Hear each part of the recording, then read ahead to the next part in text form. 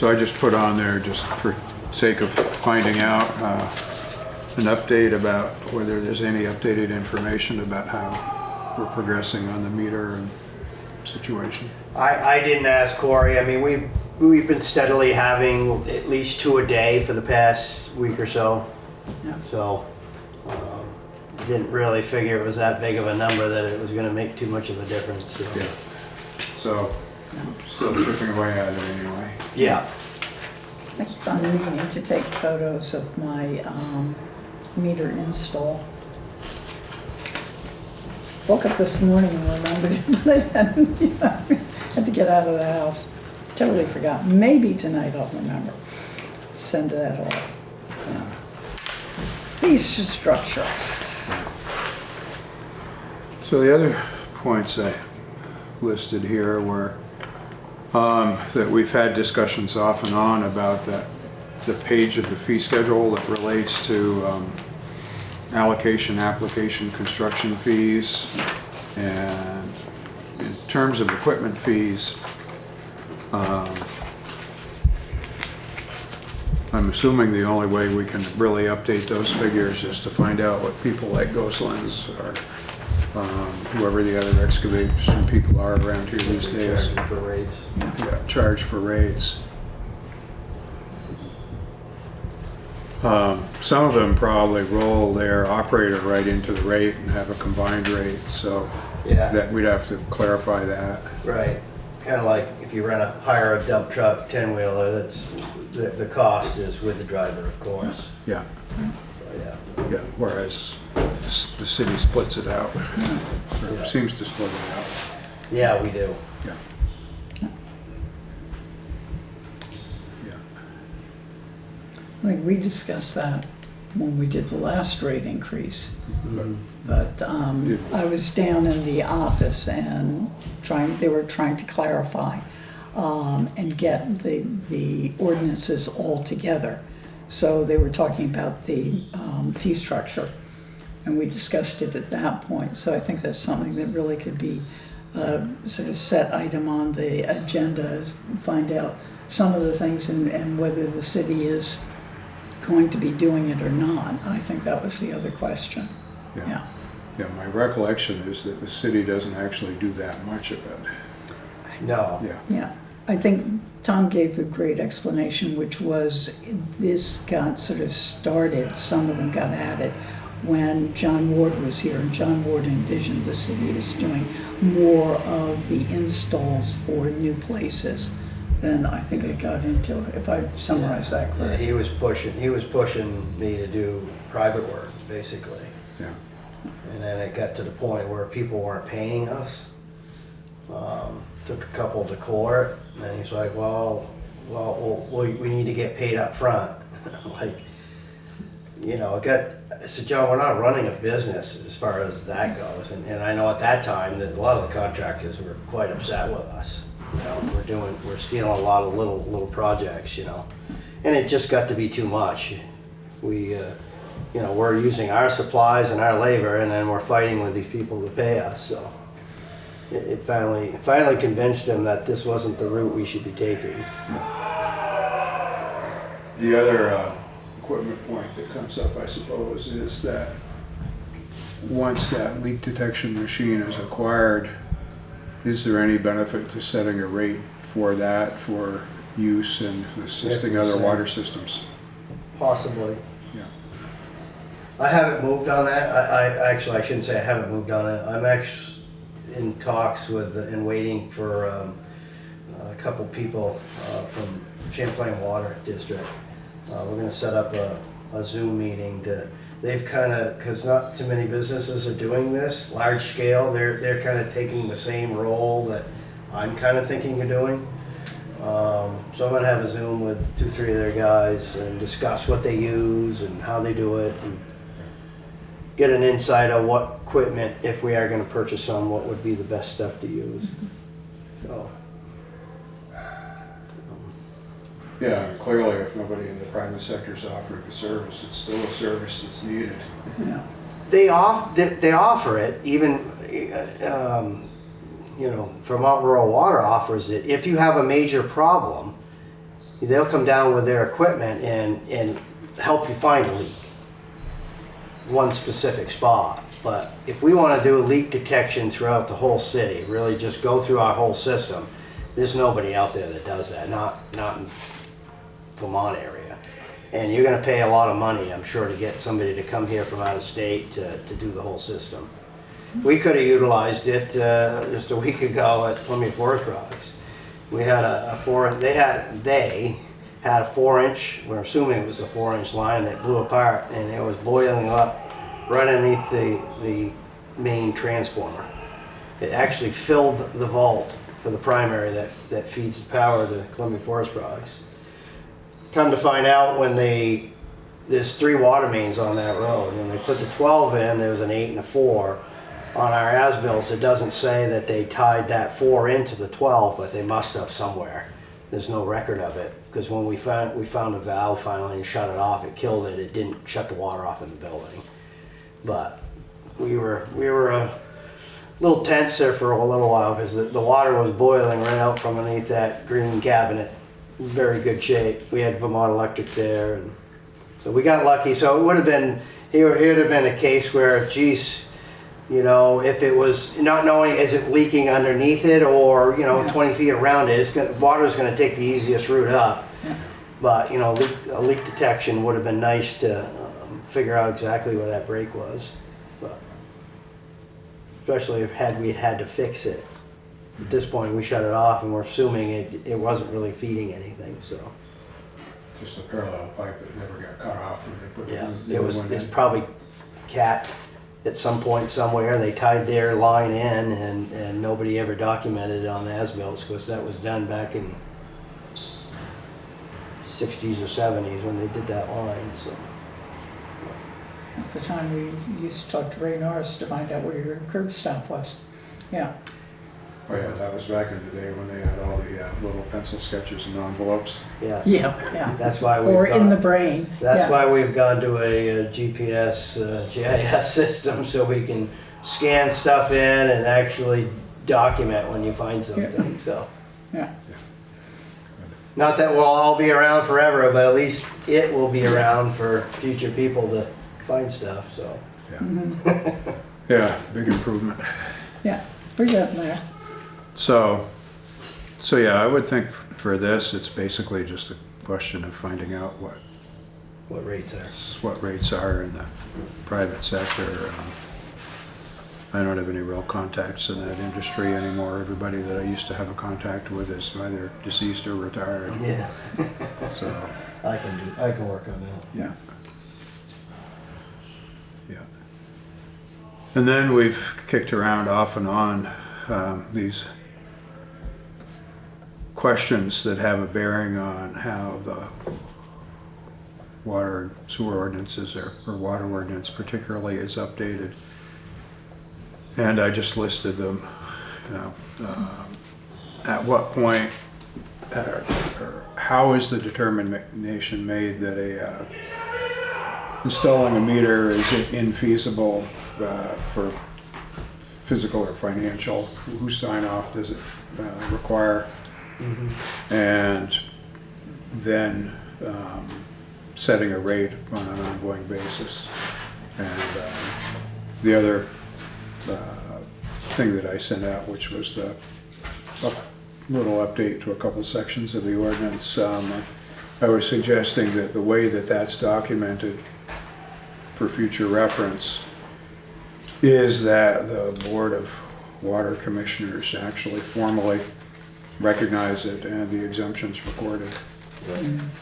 Yeah, so. So there isn't any question about it. Yeah. But I don't know how we would go about determining a fee schedule or what objective criteria would be used. Is it a situation where it's going to cost more than $2,500, say, to make up a number to make it possible? Is, you know, what's the cutoff? 1,000, 2,500, 5,000? Right. You know, that's a Yeah. you know, arbitrary policy question, I guess, that needs to be decided. And then potentially an escalator clause for, you know, price increases and Right. that type of thing. I mean, if you think about it, $1,000 does not get you much. So it would be somewhere around 2,000. I mean, 1,000 will be a minor, I think, Yeah. type thing. Yeah. Well, For the considering, total install you're talking? Yeah, I mean, right Or- now, or above correction and to the beyond the post. above and beyond the meter? yeah, yeah, situations where either physical or plumbing modifications are required, Mm-hmm. you know, what's the economic cutoff point? Yeah. Considering it's about $100 just to have a plumber walk in the door before they start doing anything for you, Mm-hmm. just to get them there and staged. Yeah. Yeah, I think it's true that 1,000 doesn't get you much. yeah. So That would that's, be really a real minor one, yeah. yeah.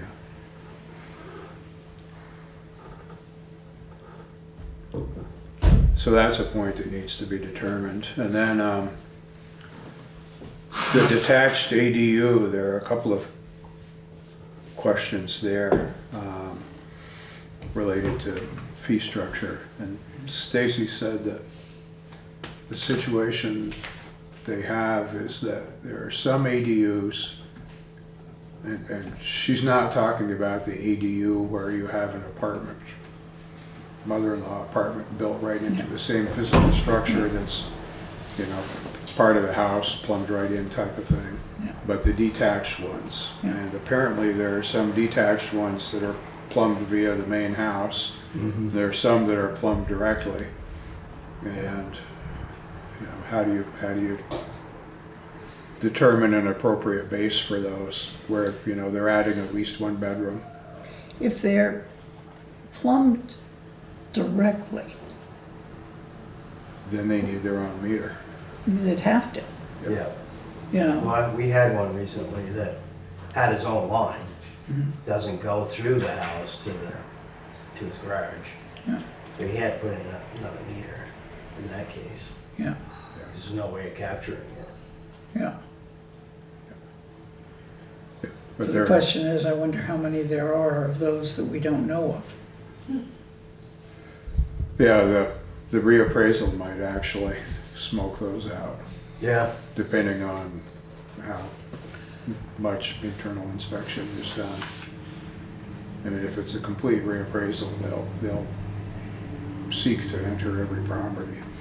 How about seek to enter every garage? Well, they should do that too. Yeah, We should probably have a little checklist for the reappraisal so that they can kind of look for stuff like that. yeah, Because, yeah, you could have a garage and have water there, and if it's high enough ceilings or walls, they could certainly have an apartment upstairs very easily. Yeah. yeah.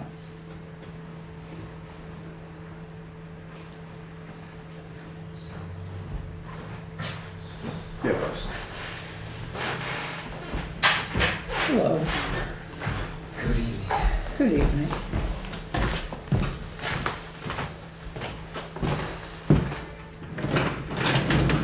We call that just outbuildings. Yeah, any kind of detached building. Yeah. Yeah.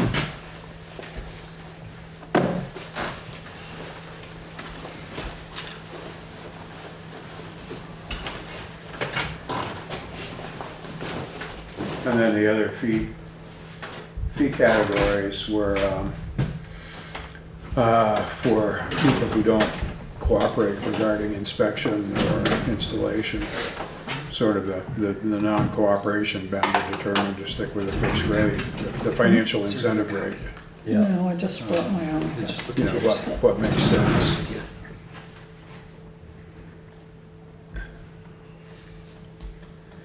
And then Stacy also suggested that there's another issue, which are people who've been metered, the meters failed, and they won't cooperate To in get us, replacing it. yeah. Yeah. And where the property's occupied and you're 4, 5, 6 quarters into zero readings. Mm-hmm. Yeah, Yeah, some of the oldest meter installations fall into that category. or the one that had a overread, major overread, of, millions of gallons and refused entry too. Yeah. Yeah. Sort of voids your bill either way. Right. Yeah. Yeah, the more common scenario, I take it, in terms of meter failure though, is that they go to basically zero. Yeah. Yeah. There were a few in the November, I think, 4 or probably only about 4. So that were complete zeros. Some down at 2 and 3, gallons, which makes you wonder, but is possible. The place is closed. So when you have meter failures, did you go back to the unmetered rate, or they're just in limbo? They've been using an average, Using like what they've been averaging previously? the current ordinance calls for using essentially it's not the average, but it's essentially the historic pattern for the specific quarter. Yeah. So if you're in the November, December, January quarter, you'd go back and look at prior years when the meter worked and use those figures. Yeah. That- Not without time. Yeah. Yeah. Yeah, that's what the current one calls for. Yeah. The other alternative is to come up with something that's a more motivational rate to encourage people to get it fixed. Right. Because ultimately, part of the goal here is to get more accurate data, and you can't get, and if people are refusing to get their meters fixed, then Couldn't it just be the same motivational rate that we're using for people who refuse to let us in the door in the first place, and to have a policy that says something like, if the city makes 3 attempts within 1 quarter and the owner is not cooperative, they immediately go back to the old, so it'd basically be 1 quarter later, they go to the non-metered the rate. motivational non-metered rate. Exactly. Except for the fact, I think either the non-metered rate or the highest usage when you have a meter. Because you might have somebody whose meter is broken who is 20,000 gallons, something over the base. I mean, assuming it's going to be... Meaning non-metered would actually be way too low, the non-metered rate theoretically. The non-metered rate would be too low. Ah. So, the higher of the non-metered rate or your last, average billing. And I'd say do it as an average billing. If we know if there's a way of telling when the meter worked. Has there been any discussion yet, before I came in the room, about what a motivational rate looks like? I mean, I think we're getting close to the point where we have to start talking about that. That's Right? Yeah, that's what we're leading up to. And I can't remember if I threw into this thing. I don't think you did. Look at this. Just- Oh, for the failed meter where there's no cooperation. The concept I wrote down is if a meter does not register and the customer fails to cooperate with the city's efforts to rectify the issue for 2 consecutive billing periods, then the customer shall pay a surcharge each quarter equal to 100% of the customer's highest quarterly bill during the 4 billing periods prior to the failure of the meter. Just as an idea for That's kind of what you were saying, right? discussion purposes. I like it. Yeah. So in other words, your bill doubles until you're smart enough to get a new meter. Yeah. Well, the other side of it, we're talking about whether we have breaks or not, we're losing water. So if we have meters that are, aging or failing, we're losing water and we don't know it. So that could be Yeah. part of our loss of, we're thinking of a leak. It's technically just being used, we're not capturing it. Yeah. And then there's the whole condition of some running where they just don't pick up the low flow that's happening. Right. Yeah, Yeah. so. It's one of those things, you look at some of the things, or at least I do because I've been converting and it's an Excel or it's a comma delineated spreadsheet that comes out of NIMRIC. They aren't live. The gallon figures aren't live. So you have to hand do that. And so it's very interesting to look at the gallons and say, wow, you know, why is this place doing it? And we have, you know, one where I'm sitting there going, somebody really should check it because there's something really wrong with the usage. It was so high, you know. And I know that Stacy, you know, checks them, but, you know, it's not exceptional. You know, it's one of the top residential ones. It just does not make sense. It's not an apartment. But some of those apartments really, they need to keep an eye on what's happening. Except it doesn't benefit us if suddenly we aren't getting as much money because, you know, we've got a problem. Yeah. Yep. I was thinking of that, thinking, you know, if this is really, if we get them to conserve, you know, but then some of our costs go down. Yeah. I think the other thing is if you keep on avoiding just sort of like those, you know, step increases, your first parking meter's 5, parking ticket's 5, the next one's 10. You know, just do it that way. Mm-hmm. You know. And I don't know that legally we can force our way into a place, can we? Well, the current ordinance says something about access and then has a civil penalty for violations. Yeah. But it does say the city's entitled to access. So theoretically, the way it's written, the city could issue tickets, ordinance violation tickets for refusal to allow access. Yeah.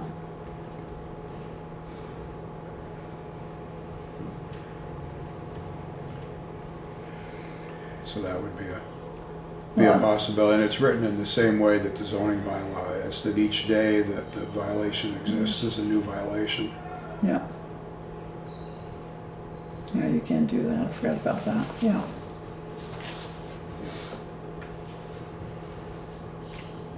Yeah, so that's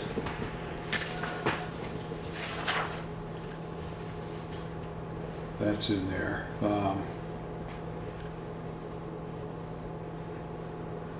Yeah, I wonder how people did it back in the old days when the meter readers actually had to go inside the building to read mechanical meters.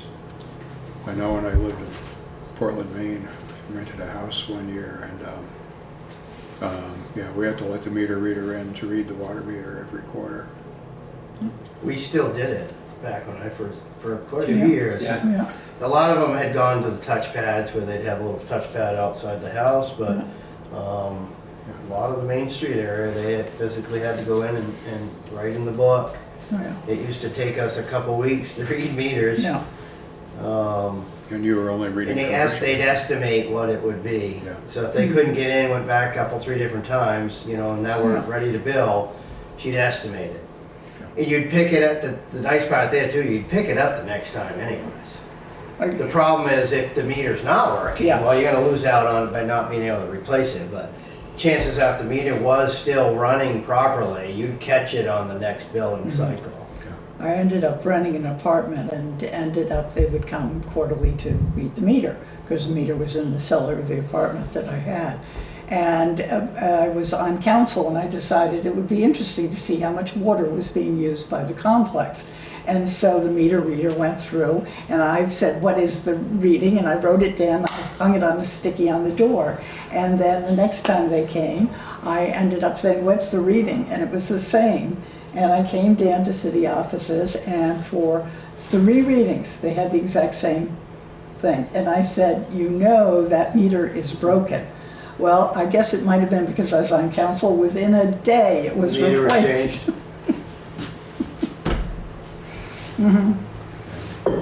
But it was very interesting to realize, you know, it's just one of the old ones. I don't know what transpired on it, but yeah. So, yeah, I do remember them coming. Yeah. Oh, that was quite a process. Oh, yeah. Oh, yeah. Of course, then you're doing it, you know, by eye and writing it down, so if you write the wrong number in the wrong spot, that can be pretty traumatic. I had a little nice Either way. book that they wrote everything in. It must have been unbelievable. I remember at one point being greeted with whoever was reading that time on his motorcycle as I exited my store. And they said, "Yes, your meter." And I said, "Oh yes, I'll meet you over there." Yeah. I got to know the water department at that point. Yeah. I don't know. So is there anyone who's noticing when all the readings come in, whether or not there's a deviation that's excessive, so that would put those meters on a list to be looked at? Stacy does a review, but the deviation, just because of the, difference that happens between seasons, has to be really sort of several thousand gallons, like 20 or 30,000 gallons. For her to pick up on it. Yeah, she scans it basically. But there's when no you realize, program, it's no program that No. we have that will do it. and the bill, copies of the bill, that when you go down, if you access what is the bill, it's 240 pages. And there's, whatever it is, 20 bills per page.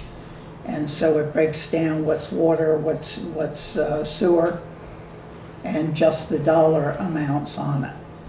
And then, but there is a printout that she can get where she reviews that, because I've seen that. And she's caught a number, but they've been considerable. So you do have an error that's happening. You really more depend on the customer. If they're getting a reading and your reading is excessively high, you'll have a high one, I believe, in summer because you water, but you do, sort of in the back of your mind, know what your normal reading is. And certainly how quickly your use can go up for, a runny toilet or something like that. It's just I mean, amazing. the customer will complain if it's too high, but if it's too low, he's not No, coming in. It seems unlikely. It's one of those things, and what John wrote here, I ended up writing a note saying, not inspiring to get your meter tested, which was, if it was running slow, you had to pay for the removal, transportation, and reinstall the meter. And, I'm sitting there going, yeah, maybe we can figure out how to make it more, No, I haven't touched the testing provision at all. Okay. Not knowing what makes sense there. I guess I was reading one of the wrong ones, but, Yeah. yeah. Yeah, because I didn't know if the numbers in there were reasonable or if making the distinction between residential and commercial made sense or. Not residential and commercial, because we don't really know. Too many if you look at the east side, there are too many of those buildings over there that have gone suddenly from residential to commercial. Yeah. Well, I was thinking about the differentiation of residential more than 10% slow, but commercial only 5% slow. Yeah. Triggers some review. Might say industrial. Well, it's anything but residential was a 5% variation, and residential was a 10% variation. I mean, obviously we'll know. I think as we're metering, I don't know that they're still distinguishing any of the residentials that go over to commercial. Yeah. But obviously somebody can say, wait a minute, I am, a commercial enterprise. Well, yeah, I mean, if you switch from a 3-bedroom home to an office building where, the water consumption's likely to drop considerably. Yeah, And, it's true. Because we have, what did I find on my spreadsheet on commercial? How many were under 13.5? Okay. you'd have some that are real small, like say Paul DeSalle's office or Yeah. Jim Campbell's office or Dave Thompson's. We have of industrial commercial, we have 97 that are under 13,500 gallons. Of those 97, 80 of them are less than 8,550, which was what it took as a divide, which is like 95 gallons a day. Yeah. Which is, you see it on all of it. We see it on the, residential, the majority are under the 13.5 and the whole lot under the 8.5.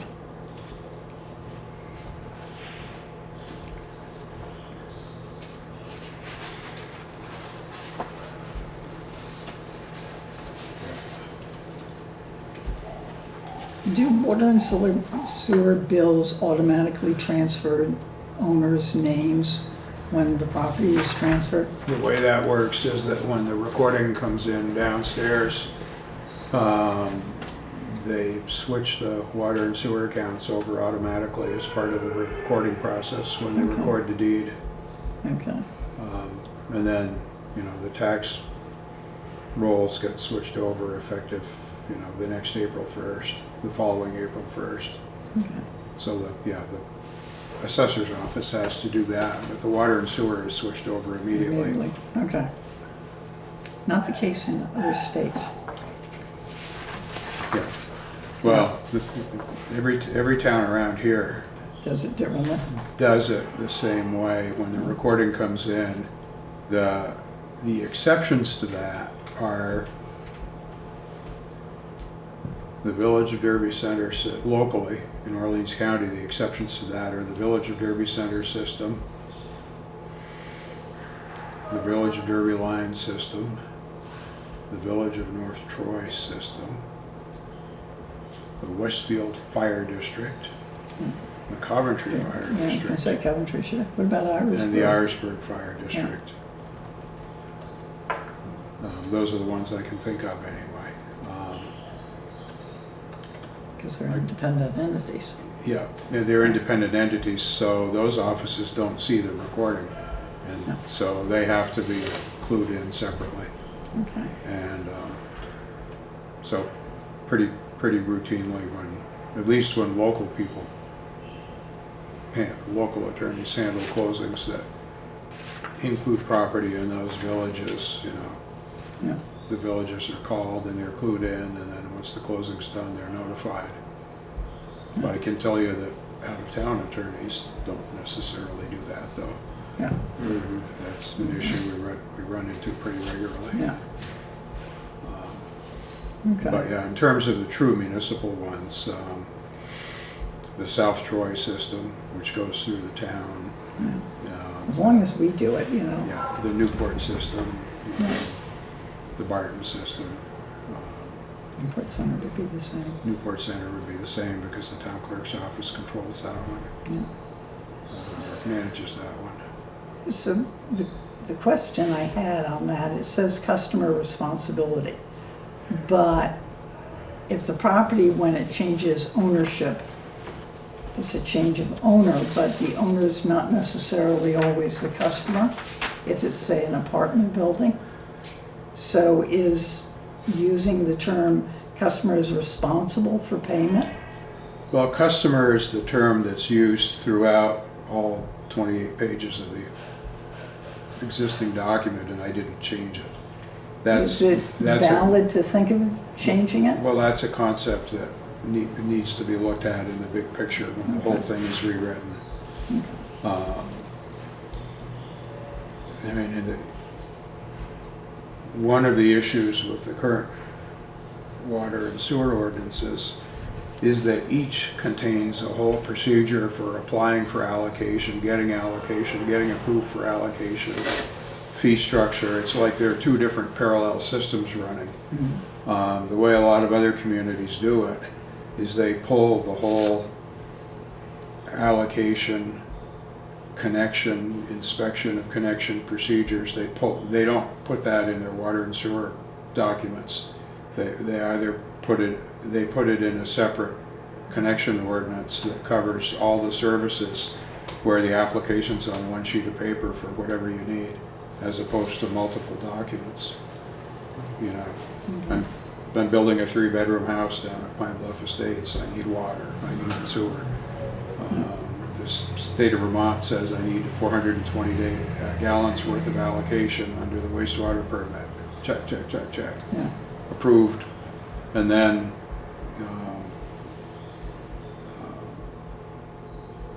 the state says you need another sign off when the actual pipes are installed. They need to be looked at by a site tech, an engineer, designer, before they're covered up. Is the city And many of the able to do municipal water and sewer ordinances require that the public works director or their designee also inspect before they're covered up. Do we normally inspect or not? What we do or what somebody else does? No, what we do. I don't care what they do somewhere else. Just what are we doing? Well, typically, if it's, like we did Lakemont, Yeah. there's always somebody that visually, we're the ones doing the work. Once that main's in, you pressure tested it, Yeah. so there's no leaks. Then you chlorinate it and send your samples in and get your samples back before you actually, turn that line Yeah. live. Okay. So, yeah, so in a sense, I ran into that, I don't know if it was a house on Lake somewhere, a couple of years ago, where they wanted us to dig the service up, because they didn't visually see it. I said, you want to dig it up, you go right ahead. I'm not digging it up. Well, who certified it? I said, we installed it. Yeah, but who certified it? I said, is there anything out there telling me I have to sign off on something and send it to somebody? No, not that I'm aware of. So I refuse. I weren't going to dig it back up. I weren't going to dig the road back up and say, I've been in the business for 40 years. You don't trust what my crew and I are doing, then there's no leak here, so what's the issue? They wanted to visually see it. Yeah. Well, yeah. I'm like, I'm not digging it back up. The state wastewater and potable water supply rules actually say that an engineer or a designer has to sign off on. See, that's where they're before you going with cover that. it. So here's my pitch. Yeah. It's like, to me, it's the same as the city installing water meters. We're not licensed plumbers, we're not master plumbers, but we're installing them. No different than what we're doing out in the field with our system. Lakemont, again, we had A&E designed it, they designed the system, we're installing it. In this case, I had to pressurize the pipe. We have that, I hired somebody to come in to do that and to chlorinate it. Got my sample. So in the end, we will have to give that to the state. As far as doing services, there's nothing saying, that I had an engineer there. We installed it. There was no engineer on site other than myself or my foreman. Yeah, the usual permit does contain the requirement, and those permits are entirely redundant and foolish and a waste of money in situations where you have both municipal water and sewer services available, number one. Number two, you have an allocation ordinance. Number three, you have technical standards, all of which Newport has. It basically requires every single new dwelling unit to waste between $1,500 and $3,500 in designer and state fees to have the state come back and say, basically, the city has capacity, do what you're supposed to do. It just adds to the cost of constructing a dwelling for no valid reason. Right. Exactly. Yeah. And most contractors or ourselves who've been doing it for many, many years are more qualified than any young resident that just graduated from UVM, came here, and he's the resident they threw on the job and say, oh, is this installed properly? Yeah. Like, come on. Well, a few years ago, when they started requiring that excavation contractors actually prove that they knew how to read plans and knew something, most of the more fly-by-night ones went out of the business at that point. Yeah. Because excavation contractors used to be like general contractors, builders, especially in the 1 and 2 family residence category, where there were no licensing, no regulation, no nothing. If you could afford to buy a secondhand excavator and a blowboy and a dump truck, you were all of a sudden an excavation contractor, whether you knew how to read plans or not. Yeah. And there were some that didn't. I remember Norbert Blay talking about a guy who stopped in his office one day said he couldn't make head or tails out of the plans. And Norbert said his first problem was that he didn't know the difference between right side up and upside down in terms of reading the plan. Or what scale to use. Well, that too. And I know of another one where the issue was that the contractor didn't grasp that water flows downhill, all other things being equal, and installed the service line that went out to the septic, the sewer main, so that it ran uphill from the house, a gravity line. About 2 days into the occupancy by the buyers, they had a rather interesting situation I'm in sure their they basement, which ended up requiring jackhammering a whole section out of the basement because of the way the Oh, jeez. line had been installed where it went out. But the state a few years ago did tighten up on some of that, so now there's a lot of redundancy in the regulation. I see the problem with that though, because there's not a lot of younger guys getting into that type of work unless you get on with C-Card's still doing it. There's not a whole lot of companies out there doing pipe work like Scott's was many years ago. So you don't have the knowledge out there anymore.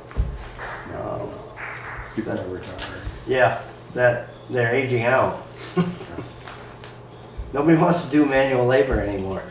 It's gonna be a problem down the road. It is. Yeah. Okay. So do we want to address some of the things that in your draft ordinance?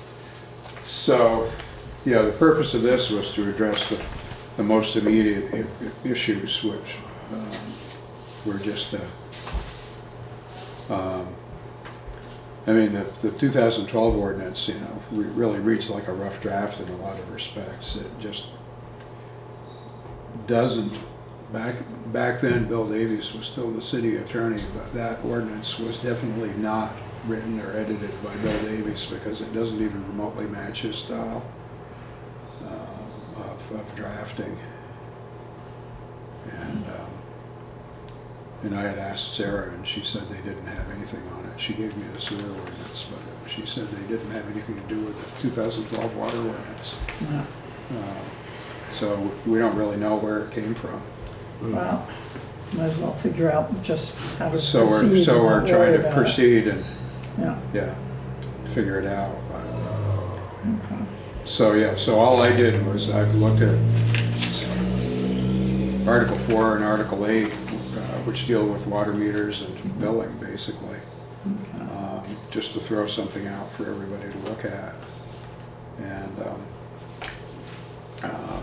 I changed, it was written based on the premise that residential properties don't need to be metered. Yeah. So I've changed that, obviously. And that meters are furnished from inventory acquired by the city and are owned by the city. Then I added Stacy's concern about getting meters back if buildings are destroyed, demolished, reconstructed in any way that the meter needs to come out. Made that an explicit requirement. And then, tell me if I'm wrong, but I think I heard at one of these meetings that in the case of new construction or substantial reconstruction, and when a meter goes in, the customer builder pays for the meter. And it's only for the pre-existing properties that the city's furnishing the meter. Yeah, that's the way I've done this. Unless you want to change it, but that's how it's been set up. That's how it's been done. Yep. Which seems to work. My question on that section was, does the city normally install in new buildings, which I think is the answer is no. No. Then do they inspect the installation by others? Probably not. Yeah. Okay, so then we need to correct that because it says, shall pay all costs associated with its installation, actual cost to meter. If, I mean, we because could we don't- certainly add that in there, and that way we get we can take a picture and add it to our. Well, Yeah. yeah, the way, inventory, but- we're dealing only with pre-existing services. And I said, in instances where no structural or plumbing modifications are required to install the meter in a satisfactory location, all expense shall be borne by the city, because that's exactly what we're doing now. Yeah, Correct. yeah, And then in instances where structural or plumbing modifications are required and feasible, and we need to come up with that economic definition of feasibility as well as the physical, all expense associated with making the required modifications shall be borne by the customer, and the city shall furnish and pay for the meter, Yeah. which is what we're doing. yeah, And then we have the category where either structural or plumbing modifications are required but are deemed infeasible or impracticable due to unique physical or environmental characteristics of the property. And then going on to create a standard for that the Board of Water Commissioners has to review the situation and grant a waiver, yeah. so that there's documentation and a paper trail. Because we're going to end up with what, probably 50 or 75 properties in that category. Yeah, likely.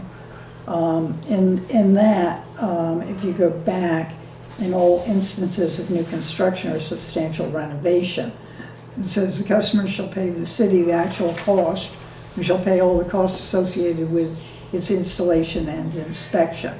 So do we get a certificate of inspection from the builders? Or do we just, The builders, as far as putting the meter in. yeah, I mean, if it's commercial construction, the state plumbing inspector signs off on it. or True. residential? For one or two family residences, there's no plumbing inspection. So, That's a loophole in the state building code. so should it be that all meters that are installed are inspected by the city? And that we, when we install our own, we note that we've installed it and inspect it? It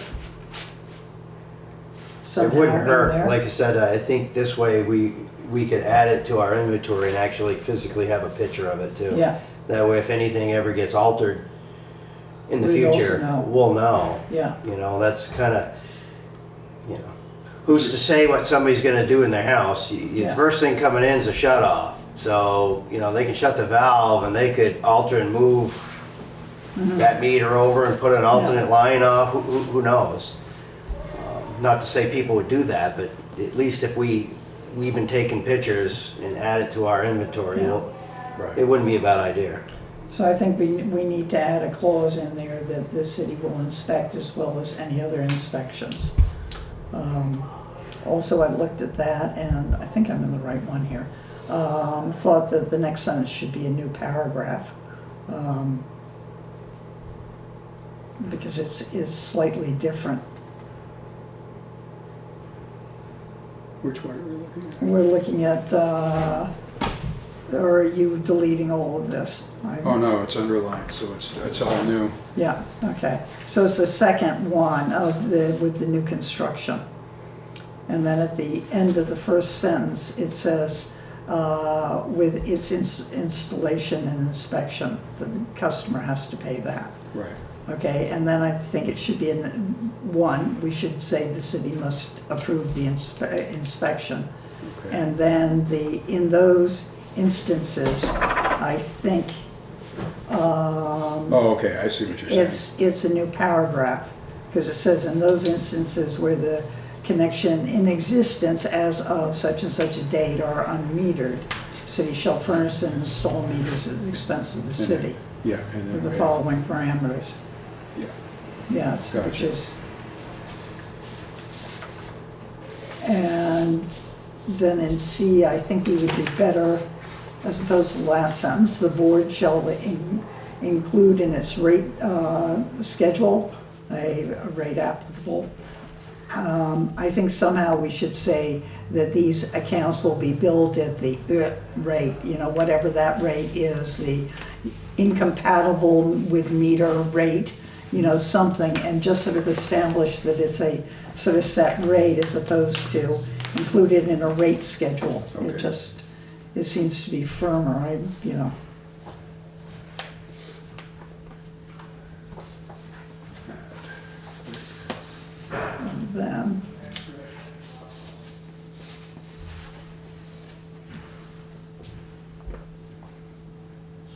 Yeah, so that would just be another rate category when we get to that. Yeah, and I think we can do that.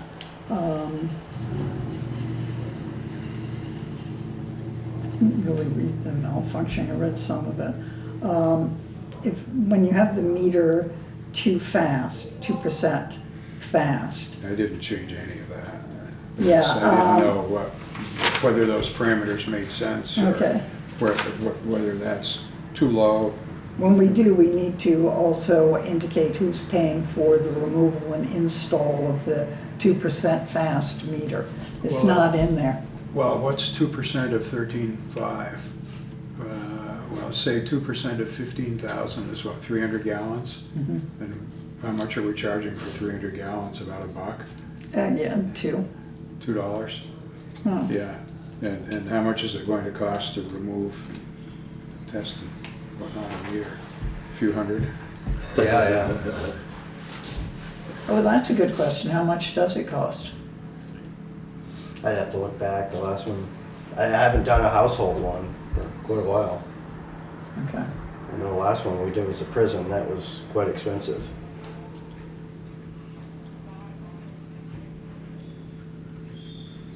So it really wouldn't be cost effective. Does the cost of all that testing have to do with the size of the meter, whether it's on a household sized pipe or a big 4-inch? Well, it would go by the size. Yeah. How do we determine if a meter is not functioning well? Well, if we have questions about it, and we certainly can send it in and have it be tested. In most cases, like one just recently, clearly there's nothing wrong with the meter. So if we're gonna pull the meter, then that should be up to the homeowner to pay to have it tested. So how did you determine there was nothing wrong with the meter? That's back to normal use. I mean, the There was a meter period of time where their use spiked. They were Right. convinced they had a bad meter, and then following that, it was working just fine. And so the conclusion of the board was that there was no malfunction in the meter. Yeah. It was just that they had unnoticed usage. Yeah. Because you're able to actually analyze it on a day-by-day Yeah. basis. Well, we can data log. We data logged it. Yeah. Yeah. The meter was put in 2023, I believe it was, so it's a fairly new meter. And you can clearly see previous use, and then all of a sudden, for about a month or so, they had some real high spikes. Might go a couple days, and then all of a sudden, when they discovered there was a problem, they went right back down again. There's one that I think Stacy flagged, and it was a guy, and his went up, and clearly, there must be a toilet that's running, because it was for a week, and then it stopped for a week and a half, whatever, and then it started again. There was something that was transpiring. Yeah. Yeah, so, yeah, it's interesting, that daily use. Well, if you get one that sticks, the flap's not Yeah. going all the way down, then every once in a while you jiggle the handle and it goes back down, and you're good for a couple of days. Well, you might want to fix that, because you go away for a week, you might Was it have the a root department leak. head meeting, or were you talking about the cat? Were you with me? Somewhere, just in the last week, somebody was telling a story about how their usage went through the roof, like during the day, and they couldn't figure out what it was. And finally, one of them was sick and stayed home for a day, and realized that the cat was flushing the toilet over and over and over again all day long. Smart cat. I like to watch the water dish. Right, just having fun. Wow. Jeez. Whereas I know of a cat that used to use the toilet. Use the toilet. And then flush? I hope No, flush. in different places. I said, you Should have hooked up with this lost it. cat. Right, they've been perfect house cat mates. Jeez. Yeah. Oh, my God. God. Well, cats do like moving water when Yeah. it comes to Right. drinking water, Yeah, just right. like dogs. Yeah, Same idea. That's too funny. okay. And 10% slow is not much either, Yeah. Okay. In most instances, if it's Columbia or the hospital, it's a big deal. But Yeah. for the typical residents, it's certainly not. But it's interesting because, okay.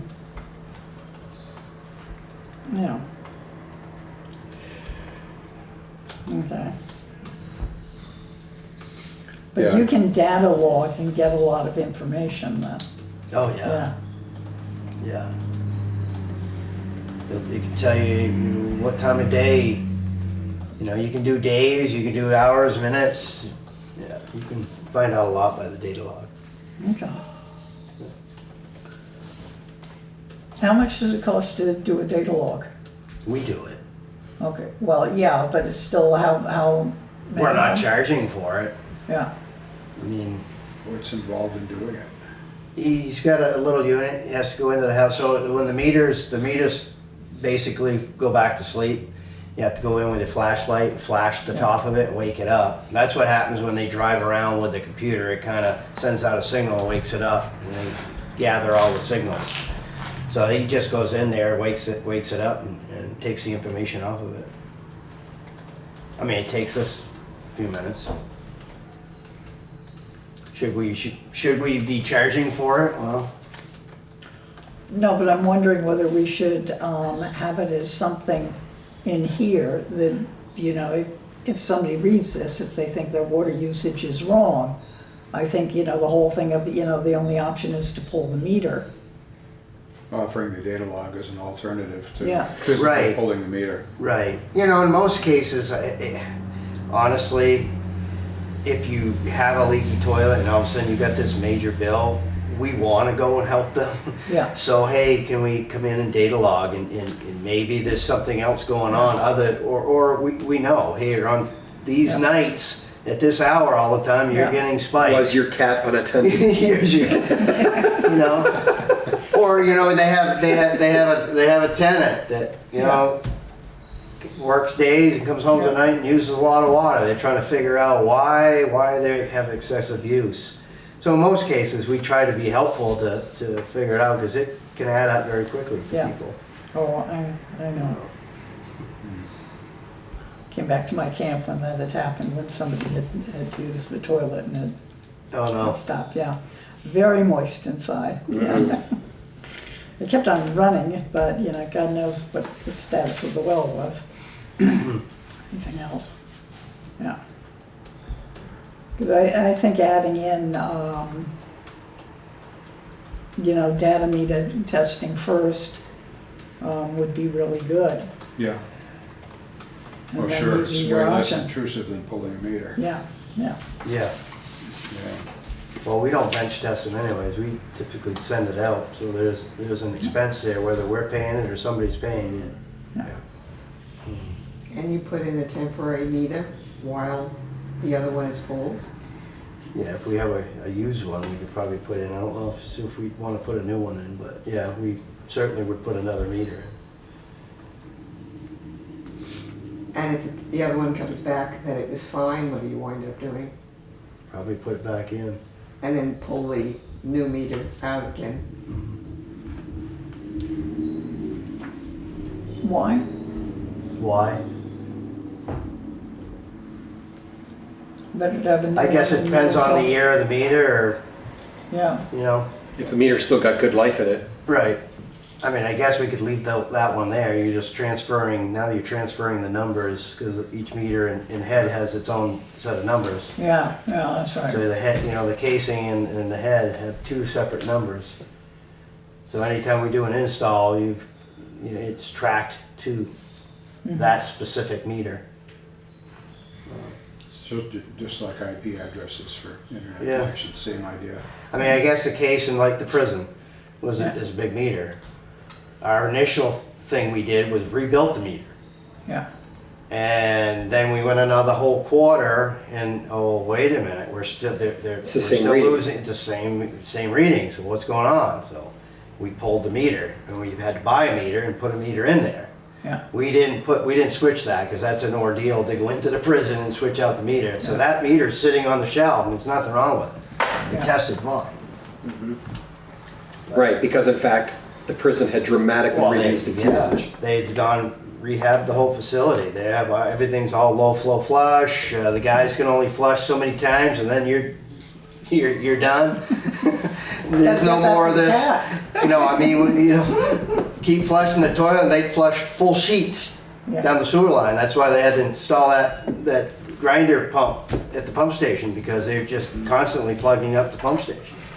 anything they could flush, they'd flush it. So you can just imagine the amount of water they were using. So coming back to this document, I mean, I've read it. I read it quickly the other day and just read it again. You know that you now know me pretty well and know that I'm not good at reading this stuff for detail, but I don't see anything objectionable in it. And my question is, what do we need to do to actually get it before council so we can take action on it? I guess I have one substantive question, which is, what I understand this to say is that the council is giving authority to adjust the rates as needed to manage these questions, right? It's not actually trying to set the new rate. It's No. saying we will set new rates to do the following. Right, and we're changing the presumption here so that meters are required, except where the Board of Water Commissioners determines it infeasible or impractical. Yeah. I mean, you know, what I picture in my head is that we pass this, hopefully in the next month. We have the Water and Sewer Task Force come up with a strategy for, you know, how we want to charge for recalcitrant folks who don't want to be cooperative. And then we give plenty of warning and, you know, I don't know how much time, but we pick some, you know, relatively lengthy period of time that people can comply, and then we hit them hard with charges. And see if we can, by next fall, you know, if we give people until something like, you know, May, June, July to get it done. If we haven't heard from them in August, we notify them that the new rate is now in effect, and then hopefully we do it in September or October because it'll be too painful to keep going. Yeah. Does that timeline seem like what's in your head, and does that seem reasonable to you, Tom? I mean, we want these meters done. That would be that would be very helpful for us to get a little more teeth into things to you know, hopefully by fall have the bulk of them in. Yeah. And I don't think we can just do it overnight. I think we need to warn people again, tell people it's coming, warn people a final time, and then say now it's real. And then the next week, we know that's when we'll get a bunch of the, you know, the last 80 or 100 people or who knows how many will show up, right? Same folks who don't pay their taxes until they get a notice that we're about to do a tax sale. Yeah, and, you know, you'll still probably even have a few stragglers even at that. Oh, I'm sure we will. And, But at that point, you know, I'm inclined to say, okay, be a straggler. We'll just keep hitting you with the rate for as long as you want. And then we have to be prepared to tax them. Well, I'm assuming they're paying their bill. yeah, well, and otherwise, That may be a bad assumption. I've thought about that. I retract my previous statement. well, otherwise it goes into the same, otherwise, based on what the city had done for the last 8 or 10 years, 12, 15, I can't remember how long, whenever the city does a tax sale, they just include the water and sewer as part of it Yep. and roll it all in. And, you know, that's not unusual necessarily. Other places do the same thing. And the statutory and ordinance authority is there to do that now. So we just keep doing that as a matter of policy once the city gets back on track. On track with the tax sale stuff. Doing an annual tax sale. Yeah. And, Which is fine, but there are gonna be some people who aren't gonna pay their water and sewer, but pay their taxes. well, when the water and sewer builds up enough, you just throw them in for the water and sewer because you can do that independent of even if taxes are current. If water and sewer are by statute, liens in the nature of a real estate tax, then you can do it. Because And I think that's what you're gonna have to do on some of them. I don't know whether the ones that I see that are fairly significant arrears are also arrears on their property. You know, yeah, well, But, you know, honestly, that's a conversation for 6 months from now. What matters to me right now is how do we establish the understanding of what's going to take place, and then be prepared to actually do what we say what we said we were going to do. well, timing wise, you know, once we get this finalized, basically timing wise, what I see is that we ship it down to David for a look through, and then go through the normal ordinance amendment process, and however long that takes, and that whole process. So there's definitely some time involved. So let's get it started. I mean, I'd say we give Paul and Patrick a chance to weigh in, because actually both of them are good at this kind of stuff. Right. And see what they think, and then hopefully by our next meeting, we can all sign off on it Yeah. and send it to David at that point. Yeah. Paul has all his Champlain Water District experience. Exactly. He may very well have some good input into this. Yeah, and Patrick really thinks this way. I mean, he's good at this stuff, so. So we're going to amend the existing Right, ordinance. yeah, it just doesn't make sense to me to let all of these things drag until we have time to rewrite everything. Otherwise, we'll still be having this conversation a year from now. Exactly, because, yeah, I mean, I have started working on something more comprehensive for the water. And just one indication of the fact that the 2012 water one was written in odd fashion. There are some 25 or 30 definitions in the intro part of it that aren't used anywhere in the document. Why are they in there? I did word searches on, I ran across a couple and I read the ordinance and thought, there's nothing about that in here. So then I just used find and replace and WordPerfect and searched every single term. And there's a long list of them that aren't used at all. And it seems rather pointless to have waste paper on that for no reason. But the other thing is, if we separate out from the big picture, long term, if we separate out the whole allocation fee hookup procedures and turn it into a unified process with one application, a fee schedule that you find in one place, you don't have to look in 3 different documents for all that information, which you effectively do now, the water ordinance, the sewer ordinance, and the big public works department specs document. You have to jump around through all 3 to put it together.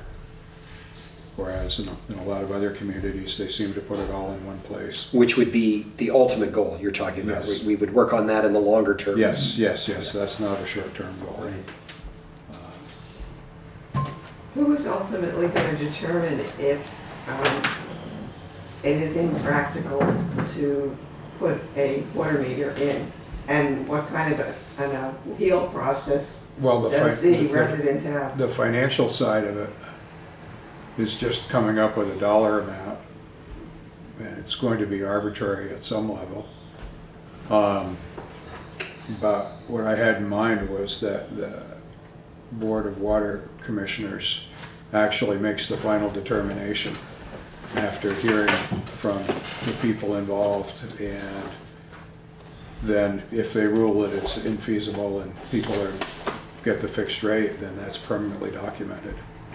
And that only applies to already existing places where it's. Right, because anything new is going to meet the new Anything standard. new just plain needs to be built in such a way that it can have a water meter. Yeah. So it's a non-issue. Yeah, I mean, we're talking about, maybe 2 or 3 clusters of homes in the city at this point, Very right? difficult place. Condominiums down here and the stuff out on, Yeah. what road is that there on the bluffs that's got the problem with the, Farron Street.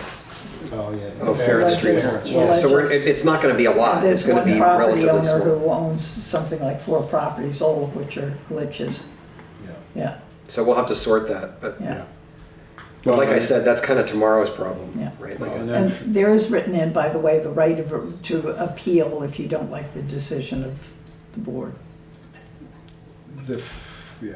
I mean, Farron Street has a whole separate category, which is that ledge category. Yeah. yeah, exactly. And people who want to convert those properties to year-round, and there are a few that have all drilled wells and gone off the water system, Yeah. because that's the only way they can do it. Yeah. And so normally you can't get off the water system by doing that, but given the physical impossibility, that's apparently been an exception that's been granted over the years. Yeah. Yeah. Because there is no other way to convert those Makes properties. total sense. Yeah. Yeah, And, The water line lays on top of the ground yeah, during the exactly. summer months. yeah. So I can think of 3, I think, that have drilled wells.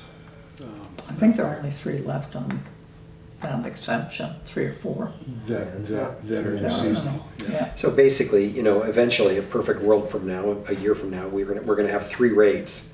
One is going to be metered, one is going to be unmetered because I'm being recalcitrant, and the third is gonna be unmetered because it's not, we all agree it's not possible or, you know, financially realistic. And that one might have two separate rates in it, because obviously you have seasonal dwellings. Yeah, And, that has to have a different kind of. Yeah. So, Yeah, we got a few of those. Because we got that keep some calling which us. are, yeah. I haven't had a call in 3 months. I think they'll start up again in the spring, but yeah, Yeah. yeah. So I think it is, you know, we've got a couple that are, you know, definitely seasonal. Yeah. Yeah. I really appreciate your work on this, John, because I was kind of stymied about how to get us to this conversation without having to go through all of it. And this feels like a great a way to be proactive Well, it's a way to. and push the installation question this year while we know we've got the money and the energy to do it. You know, Yeah. a year from now or more, who knows what projects we'll have for the Public Works Department. But this year, we really are in this kind of, I wouldn't call it a lull, but we don't have massive projects that they've got to be responsible for. It's the year to get this done.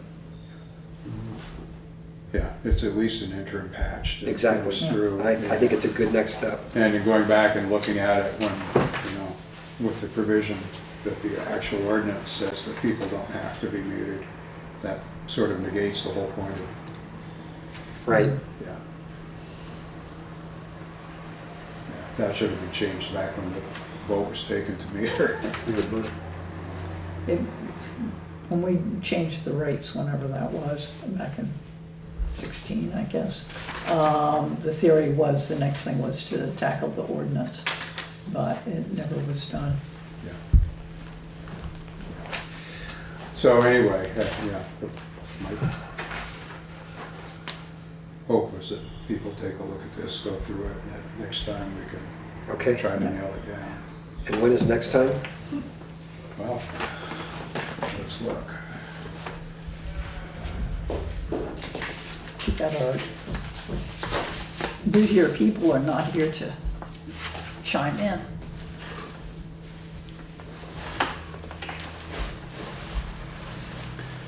Well, 2 weeks from tonight is the 19th.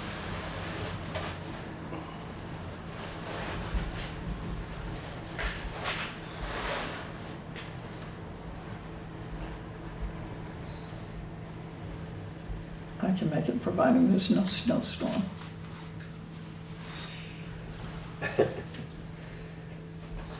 $6:30? So sure, let's say 6:30 on the 19th.